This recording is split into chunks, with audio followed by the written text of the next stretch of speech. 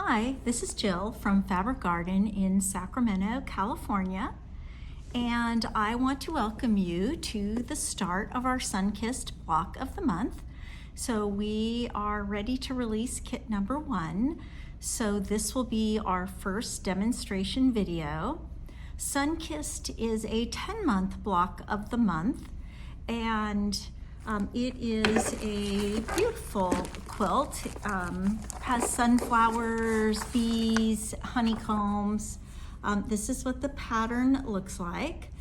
And we do, at the time I'm filming this, we do have a couple of spots left. So if you like its looks, you can either pick up here in the shop or we mail all over the States. So first, before I start getting into the demonstration of the block, I want to talk just a little bit about organization. I do find when you're doing a block of the month that you need to be just a little bit organized. So what I like to do is I like to get a binder and I like to get some acrylic sleeves. And this kit, I think you're also going to need like a project box or a project bag because this is a large quilt. This quilt is 93 by 101. So it is a lot of fabric. And so as you're storing your fabrics and things, you are going to need a place to put them. So when I get my kits, I like to get out my binder, put my pattern in acrylic sleeves, and then I like to take my kit and put it into a box. And I find the sooner that I cut, the more apt I am to keep up. So I like to get my pieces, I like to starch, so I like to starch, press, and cut and label all my pieces.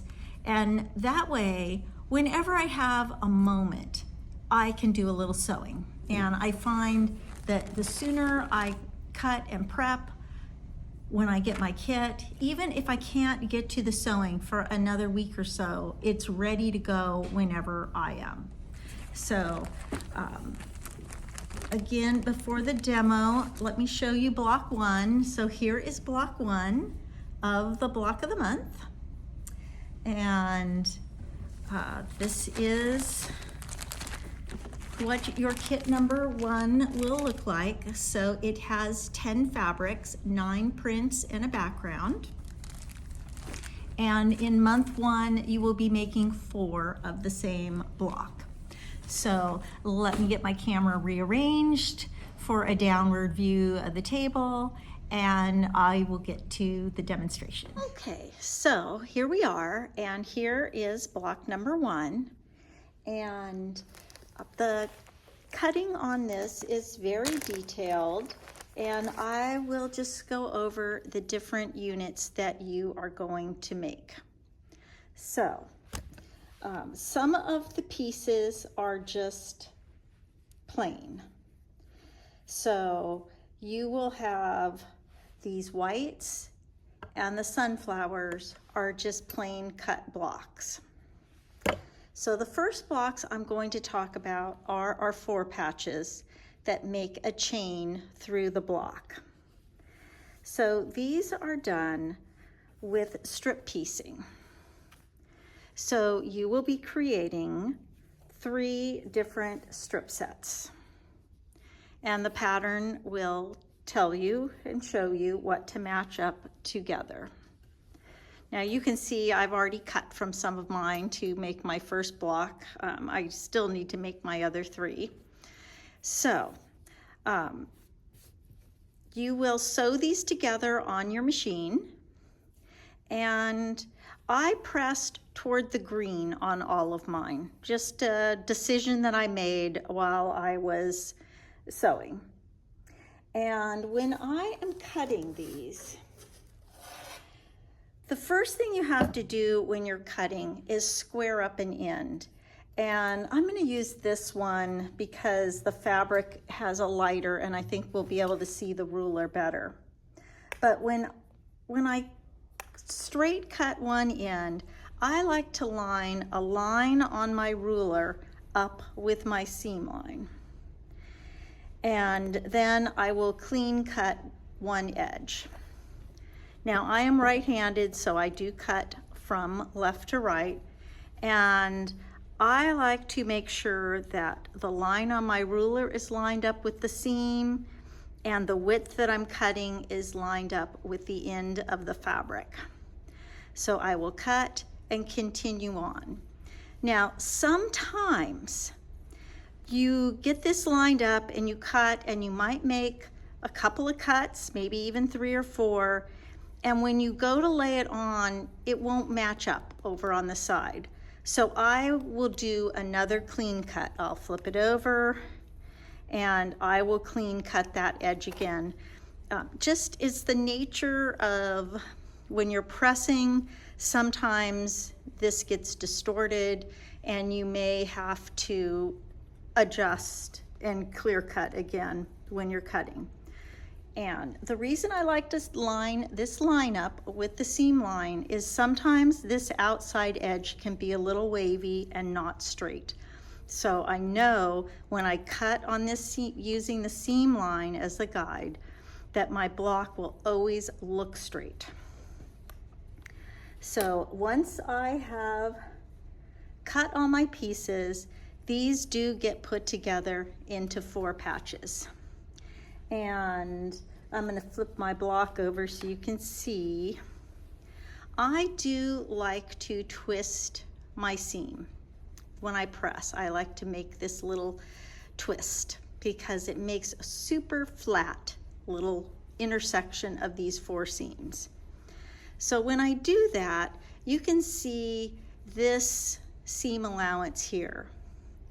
And you'll find the fabric will only go one way. I just tip it and you can see, look there, it opened right up. Now sometimes there might be just a little piece of thread there and I might take my seam ripper and remove that little piece of thread. But you should see a little miniature 4 patch and one seam will press one direction, the other seam will press the other direction. And oh, there's no bump or knot here, it is super flat.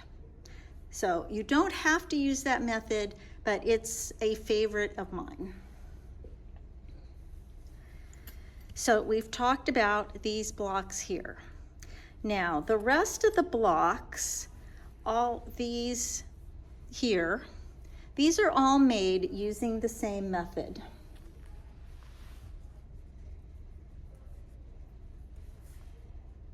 So these are all made with half square triangles.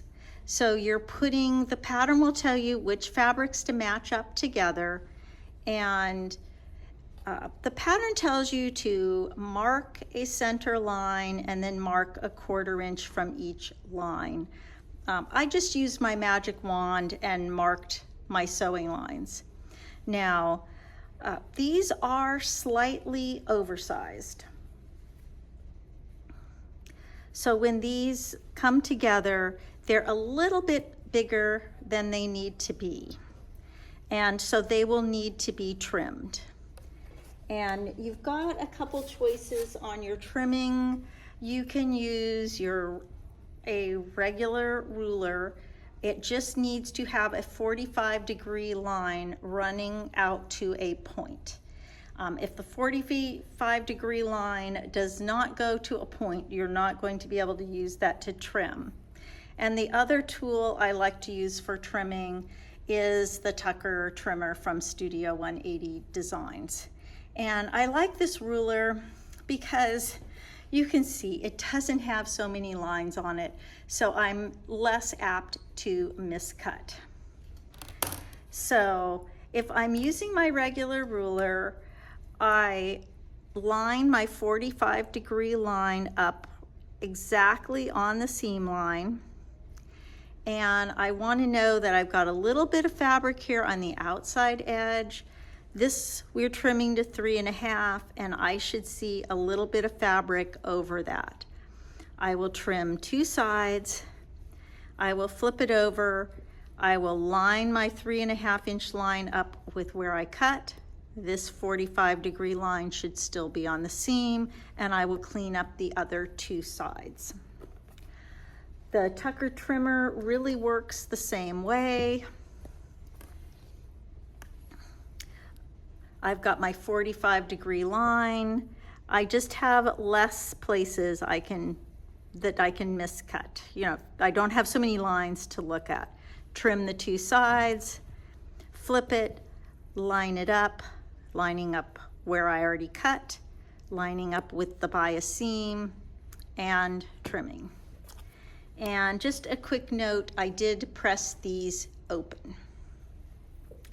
So all of your blocks, all of these other blocks are built off of half square triangles. So you basically have 3 different, let me find my 3rd one. It is here somewhere.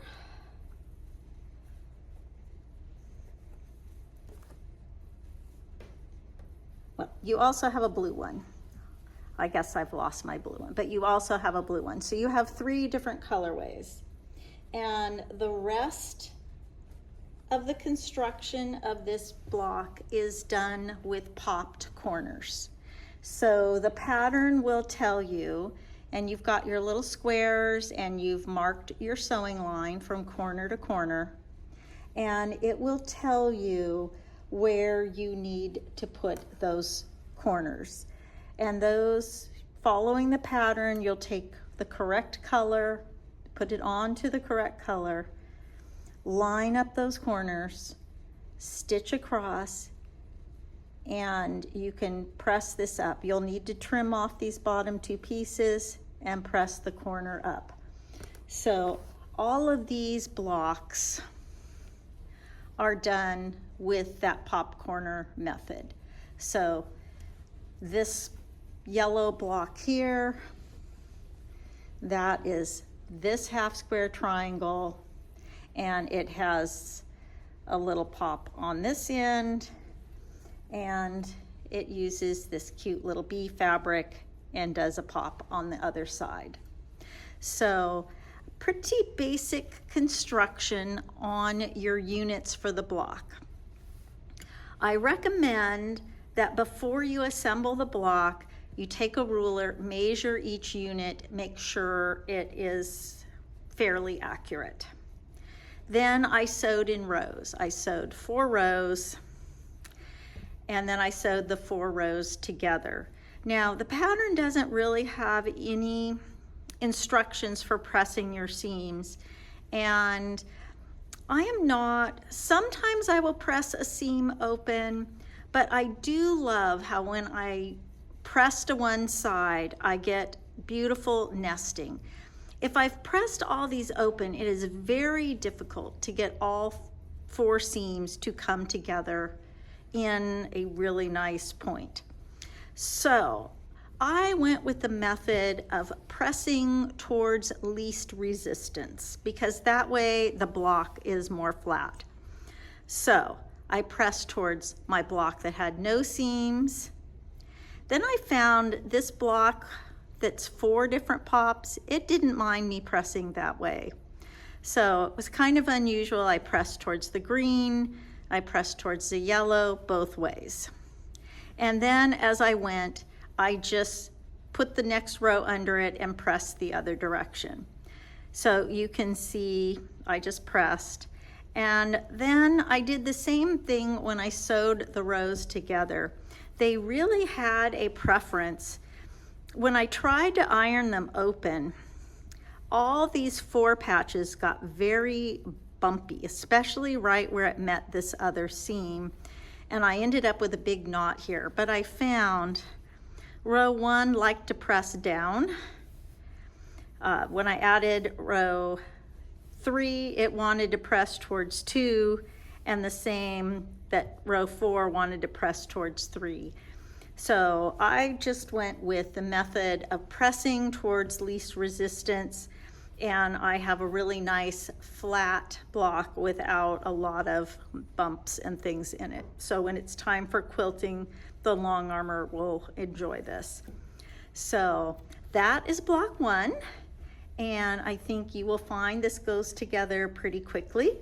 And if you have any questions, you can always email me or call me, or if you're local, you can drop into the shop. So thank you for joining us for the Sun-Kissed Block of the Month, Month 1. We will see you next month.